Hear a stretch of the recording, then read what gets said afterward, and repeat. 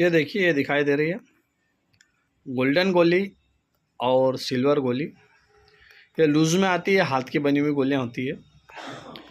ये उन लोगों के लिए ख़ास है जिन लोगों को धात की शिकायत है, वीर्य में पतलापन है, शुक्राणु की कमी है, तनाव की कमी है।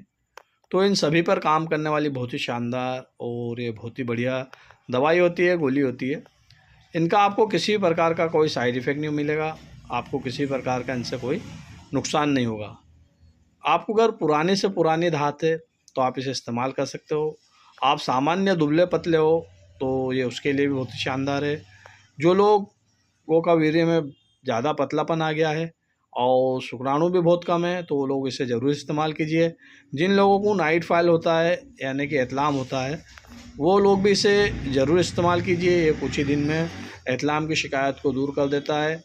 जो लोग परेशान हाल हैं इनसे और इलाज करा करा के परेशान हो चुके हैं, थक चुके हैं, तो हमारे इन व्हाट्सएप नंबर से संपर्क करें और एक बार इन गोलियों को ज़रूर ट्राई कीजिए। ये बहुत ही शानदार और इसका 100% रिजल्ट आता है और आपके शरीर को किसी भी प्रकार की ये नुकसान नहीं पहुंचाएगी।